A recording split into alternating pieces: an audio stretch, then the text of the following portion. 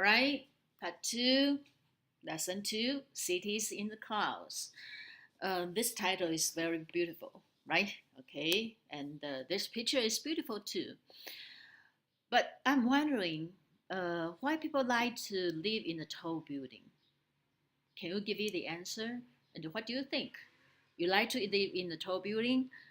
For example, when you see the movies from Hollywood, usually we will see um, successful people, handsome people, uh, living in a tall building, have the window with a glass, a very big window, and it seems that they stay in the high status, so they live in the tall floor and they can enjoy the magnificent night view of the city. Well, I don't know. You tell me, okay? And this is optional. You are not forced to answer this question. And if you want to share your ideas, I'm glad to see that, and I'm happy you like to think of it. And if you think, all right, that's just a lesson, I just want to learn new things, then that's okay. After you finish the lesson, after you finish the lecture, then you can have your own idea, and you don't have to write down, but I hope you can get something, and you can think of something that you never thought of before. Okay? All right.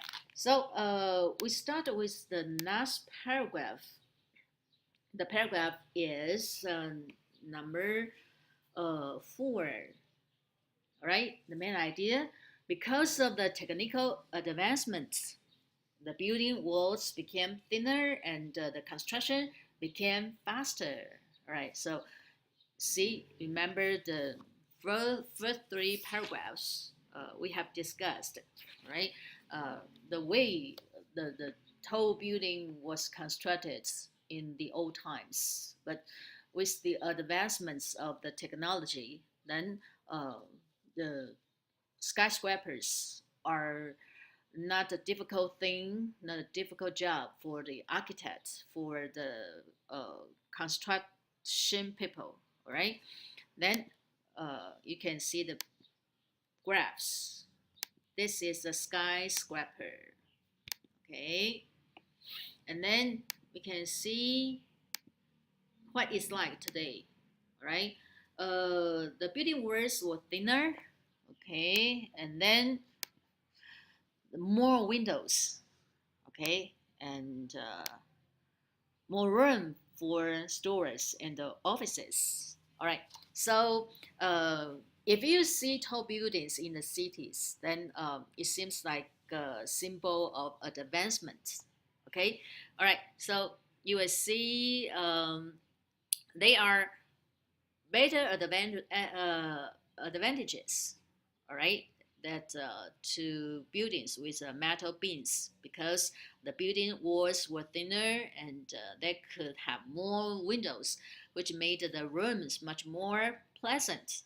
Okay, and with thin lower uh, uh, lower walls, right? There was more room for stores and offices on the floor, right? And then uh, on the ground floor, okay. And then it was also faster to build with iron and steel than with stone, okay. So uh, the advancements of the technology can bring so many advantages to build a skyscraper, right? And then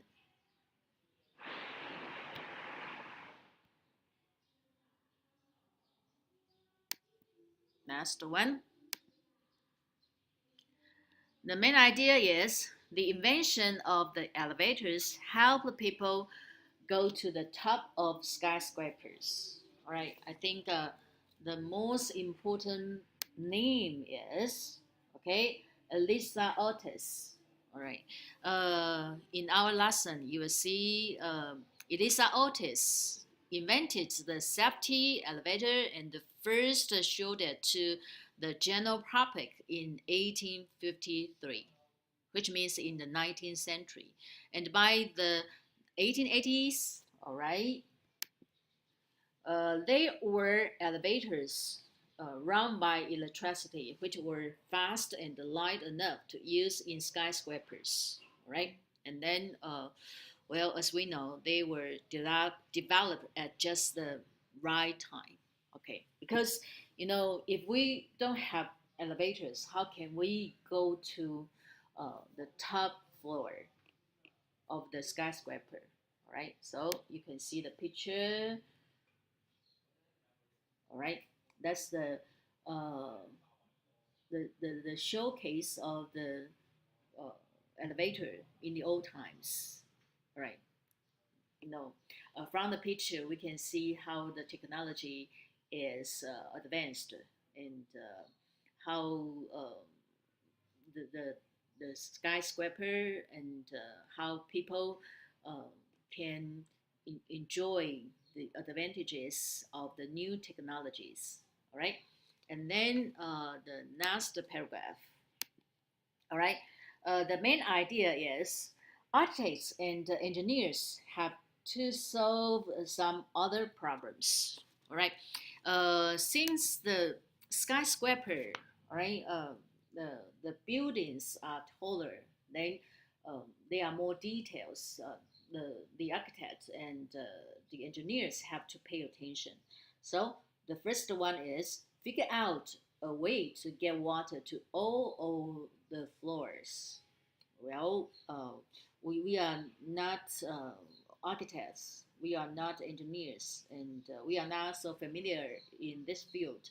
We are just people who live there, or enjoy watching uh, the buildings. So we don't know how difficult it is to, you know, uh, figure out the way to get water to all the floors.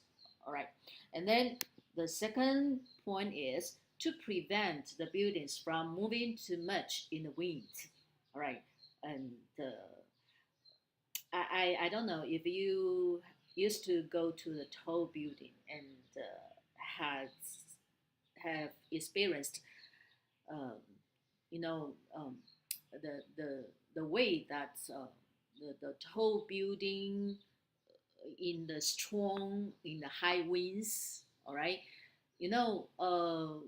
when building is taller, then there are more problems that the architects and engineers have to think of before they build it. All right, so that's one of the things they have to cope with, the high winds.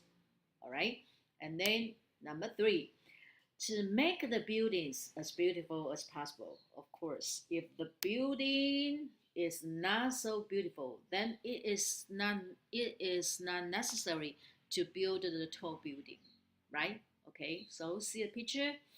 All right, can you imagine if you at the top of this building, and then uh, how can you enjoy uh, the view of the night of the whole city? I think maybe it's incredible experience, and maybe a lot of people want to experience this, right? Okay, so uh, three things three things for these architects, for these engineers to work out, and then the cityscape, or um, the downtown will become more and more beautiful, and this also a way to attract people, especially foreigners, to come to the city. So Taipei 101 will become the landmark of the Taipei city, and become the icon of Taiwan, right? Okay, so let's go to the next paragraph. The main ideas is immigrants made the USA build more skyscrapers in cities. All right. So, what's the relationship between the immigrants and the skyscrapers? And immigrants, it becomes a very sensitive word nowadays when the new president was elected. All right, but that is the other issue, and we don't talk about that right now. But I want you to think about that. Okay. All right. The first point is when architects were designing the first high-rise buildings, many immigrants were entering USA. All right. So then where they can live, all right, and where did the government accommodate them? Think of it, and think of it. Think how these two topics, these two things are connected. All right. The second point is, therefore, tall buildings solve the problems of providing the immigrants with housing. Right. The point is housing. Uh, you know, uh, at the same time, the architects were designing the first high-rise buildings. Thousands of immigrants were entering the United States from Europe. These people needed housing, and the tall buildings could provide plenty of it in the cities. Yeah, that's just the right time. And before long, skyscrapers were rising in cities across the United States. All right, so that's why you can see so many tall buildings in the cities of the United States, and they are so famous. But after 911, all right, and then the millions of skyscrapers and the millions of tall buildings might be different in the people of the United States. Well, another issue again. Okay, all right, but well, let's learn these words. All right, high-rise building. High-rise building means as a structure at least 35 meters, which is 115 feet or 12 stories tall.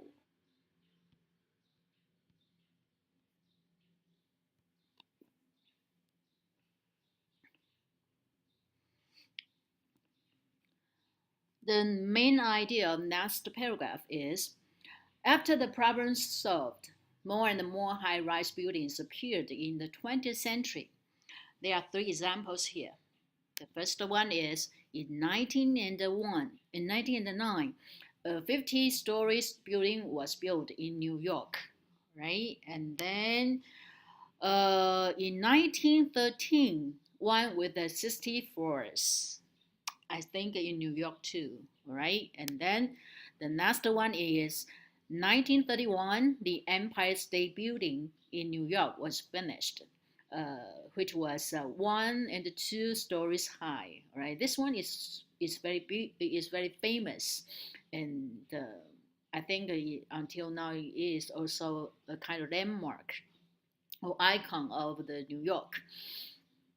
Well, as we know, in many tall buildings, there are observatory decks, right?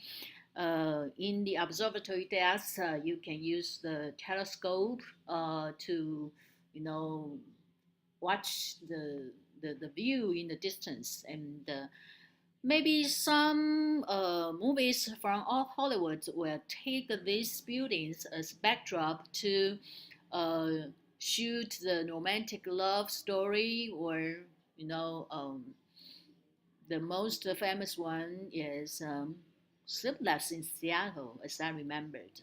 All right, and then the tall buildings in New York also a kind of symbols of a symbol of success, a symbol of modernity. Okay, all right, but in the next paragraph, as we know, all right, in Europe, after World War II, most cities become a mixture of old and modern buildings. Why? Because throughout the 20th century, other countries were building skyscrapers too. Uh, That means in addition to United States, other countries were building skyscrapers, especially in Europe. But during World War II, the centers of many cities in Europe were bombed, which means destroyed. All right, and so the city planners built the old building as they had been, as well as the high rises. All right, so that's why in a lot of cities in Europe, you can see ancient buildings with 100 years old and modern skyscrapers. All right, I think this might be a very interesting mixture and interesting views in the city.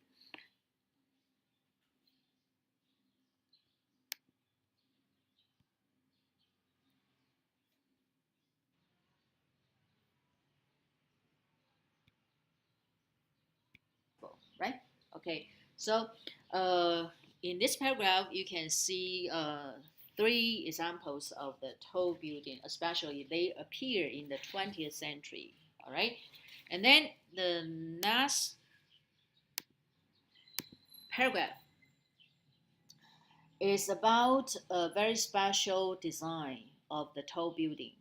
In the area where earthquakes happen frequently, engineers use dampers to help. All right, I will show you the picture of damper. All right, well, in paragraph 9, right, throughout the 20th century, other countries were building skyscrapers too, right? In Europe, the centers of the many cities have had been destroyed by bombs during World War II. City planners built many of the buildings exactly as they had been, but they also include high rise in their plans. Most European cities today are a mixture of old and modern buildings.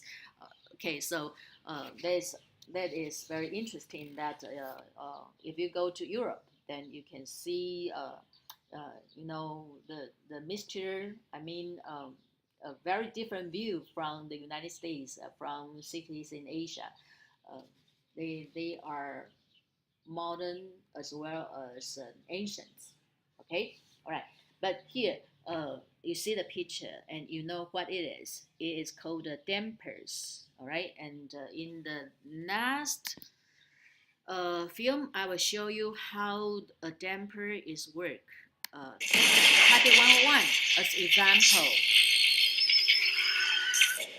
Around the world, food has inspired architecture, large and small.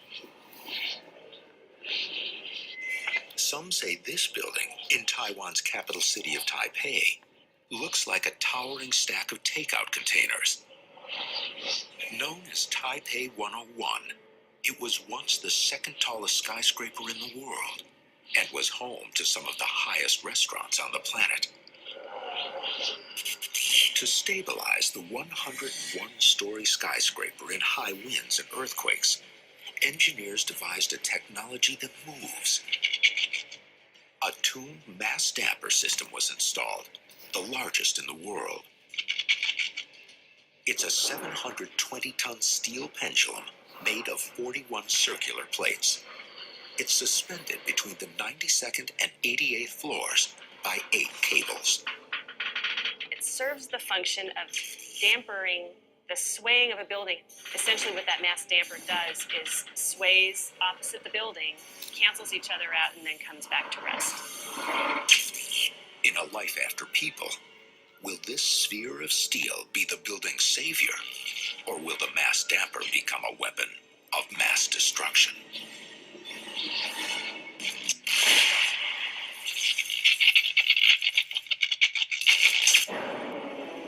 Five years after people, Taipei 101, once the second tallest building in the world, is struck by a typhoon bearing 200-mile-per-hour winds. Glass shatters on the lower levels, allowing water to gush inside. Taipei 101 will actually sustain relatively little damage, even at 200 miles an hour. But during that typhoon, some of the glass would fail. Water would get forced into the structure in places where it's never been before. Cracks would open up. The steel pendulum sways to offset the gale force winds. The massive damper system stabilizes the mega skyscraper for the moment.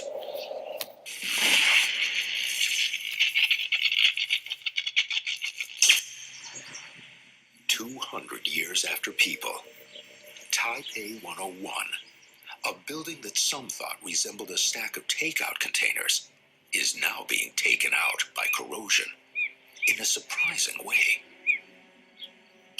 The mass damper system responsible for stabilizing the structure during strong winds is no longer stable itself. Its rusted cables suddenly snap, releasing the 720-ton steel pendulum ball. You can imagine this enormous ball falling down the middle of the building, destroying everything in its path. The remainders of deteriorating floor slabs would be pushed aside.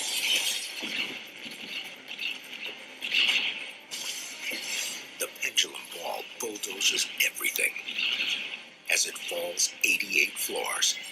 Like a meteorite, the wrecking ball crash lands below ground level.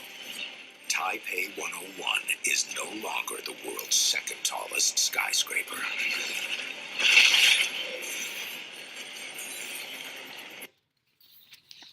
Okay, all right. You see, that is the advantage and the disadvantage of the damper, all right? If the damper is not fixed so well, then it will become a kind of disaster for the tall building, all right?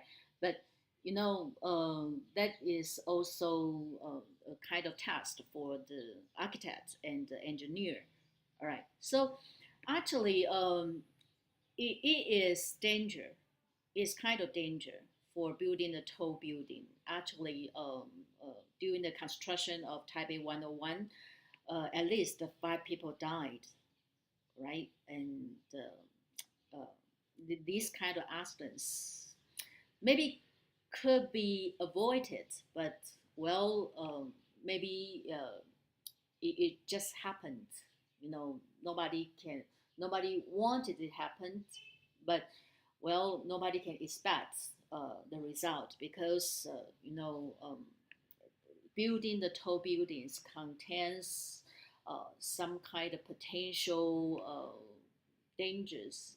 People can not expect, or people don't know uh, how it will happen, or uh, especially in the picture, you will see uh, the typhoons, the natural disasters might destroy, all right, the tall buildings. Okay, all right, this is just a kind of assumption, all right? Taipei 101 is still there, okay, all right, but well, I just want to show you how the damper is working, and maybe it will also become a kind of weapon, to destroy the tall building. All right, the next one is, all right, the main idea is, with the advancements of the technology, skyscrapers are used to become powerful symbols of country's modernity and success. All right, okay,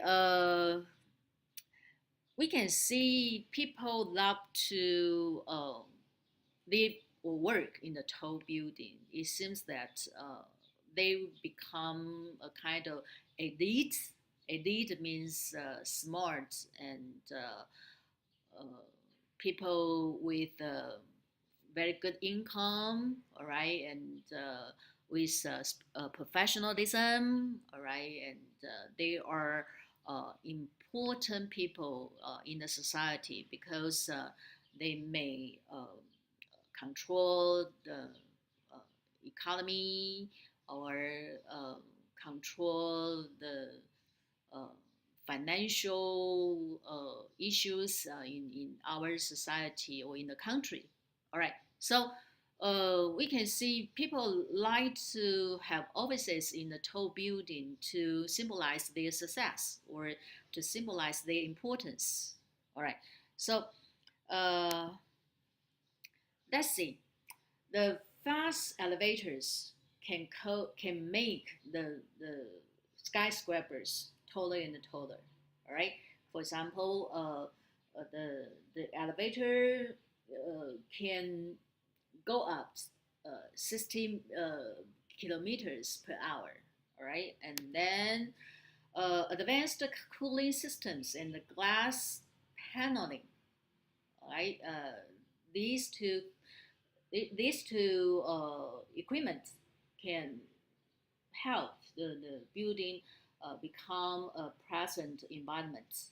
All right, and then special mixture of concrete and steel. All right, and we can see in the lesson special mixture and of concrete and steel can withstand very high temperatures and pressures. Withstand means not too harmed by something. Okay, so that means you can avoid this kind of damage from the temperature or from the pressure. And withstand wind dampers, all right, allow skyscrapers to stand still, right? Um, in strong earthquake, all right, or to avoid, the falling down of the skyscrapers. All right, because of these factors, skyscraper can become powerful symbol of a country's modernity and success. And I think that's why, Taiwan, in Taiwan, uh, people want to build Taipei 101, which was the tallest building in 2004. Okay, right.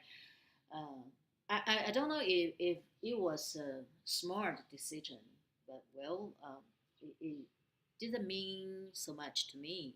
All right, I have to say. All right, then some words I want to show you. All right, the first one, paneling, which means sheets glass, right, and then concrete, right, which means a building material made of water in the cement, right, and then withstand. I just told you, right? So see the examples and then to learn how to use them, right?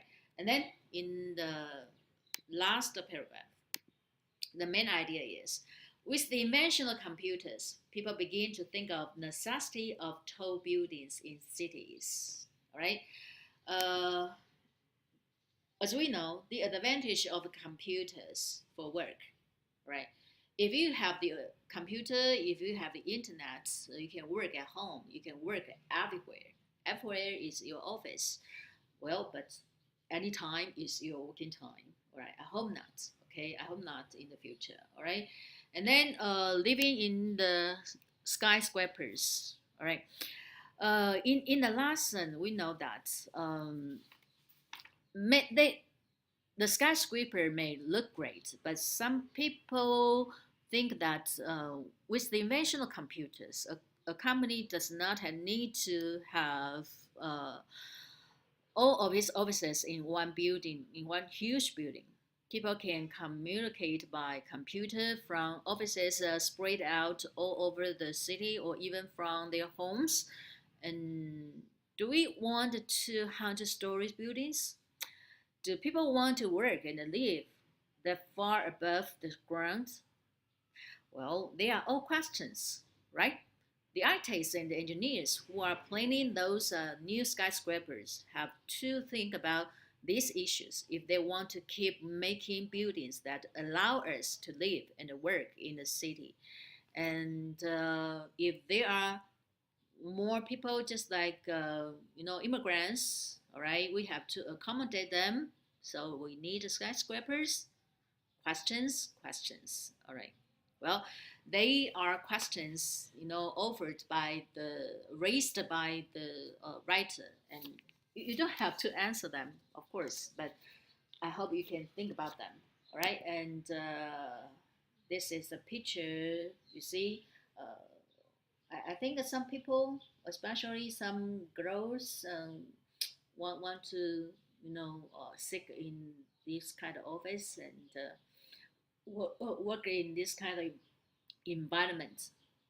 They are they This is a kind of uh, symbol, right? Okay.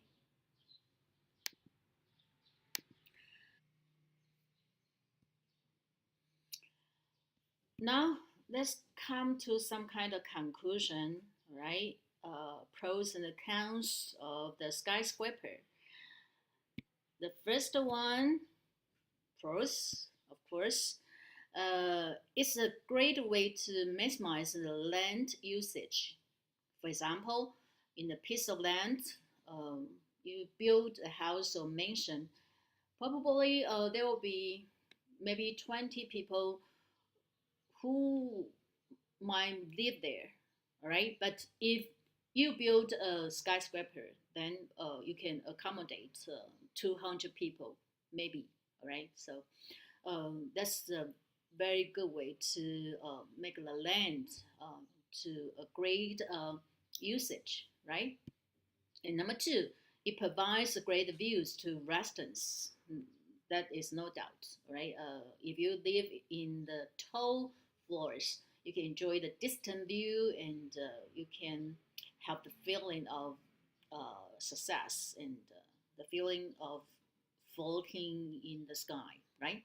And then number three, is considered as a symbol of economical health and advanced technology for that country and worldwide recognition. So that's no wonder that a lot of countries like to build tall building and to be entitled to the tallest building in the world. All right, especially in the countries in Asia, in Arabic world. All right, and then number four, it helps with urban planning and can be utilized to control population density. Yeah, it's just very similar to the first point. All right, and the last one, it can be used as a source for renewable energy. For example, Bahrain WTC. You can see the picture later on. All right, uses its wide turbines to generate electricity for the tower. Uh, that means uh, the tower, the owner of the tower or the residents of the tower don't have to buy the electricity from the other companies, and they can maybe they can store the electricity and you know sell it to the other companies. All right, but of course you see the picture. All right, WTC in Bahrain. All right, Bahrain in the Arabic world. Right, and then of course cons. The first one is it requires some serious engineering and multidisciplinary coordination between various design and engineering parties, which means to build a skyscraper is very complicated, and it takes a lot of workforce, a lot of time, a lot of knowledge, a lot of technologies, and then, of course, it has some potential hazards. Okay, and then number two, they will put a lot of strains on sewage systems. Sewage system means the underwater system. For example, in Burj Khalifa, all right, this tower, they have to track out the poop. You know the poop, what the poop is. Okay, so it's quite difficult to handle um, the waste water or the waste in the skyscrapers.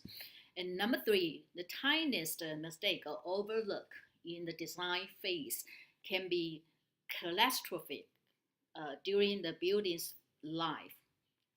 For example, this stupid tower in London was reflecting sunshine so intensely due to his concave, concave curvature that it melted a Jaguar. A Jaguar is a car, right? A very expensive car. Okay, so if they could make a small mock-up and tested the reflection of the grass, this would have never happened. Okay. Actually, mock-up means a kind of model. Before you build something as a architect, you have to build up the model before, okay, and to see any kind of amendments you have to do with the building, okay. So you can see the building, all right.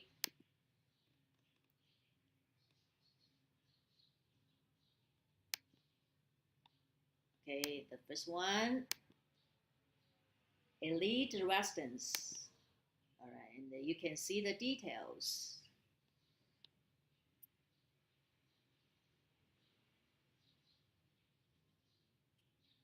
All right, actually, it's in the Arab, right? Um, we know people from the Arab countries are very rich because the oil, right? Okay, and next one.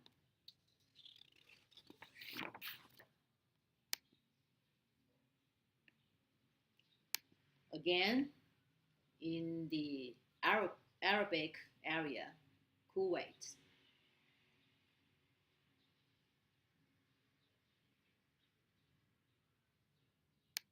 And then the next one, all right, is quite near Taiwan, in Hong Kong.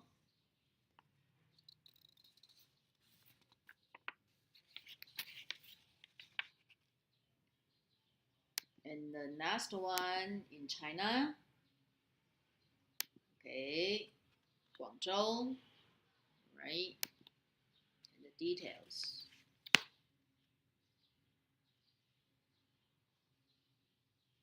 Again, in China, Shenzhen, the details. All right, it's almost the end of this lesson. All right, and then I don't know what you think of these tall buildings, these skyscrapers, but I hope you enjoy the lesson, of course, and maybe someday you have the chance to go to the observatory deck of the buildings. Actually, there is an observatory deck in the tall building. Some tall buildings were designed the special observatory deck for people to enjoy the view of the city, and especially in just like the title indicates, just the city in the clouds. It seems that you can touch the clouds, you are standing in the sky, all right. But you have to be charged, I guess, right? For example, if you go to Taipei 101, you want to enjoy the view in the tall building, you have to go to the 89th floor, and there is an observatory deck, and you have to pay 600 Taiwan dollars. Okay, all right, and then that's the end of the lesson, and I hope you enjoyed the lesson, and see you next time.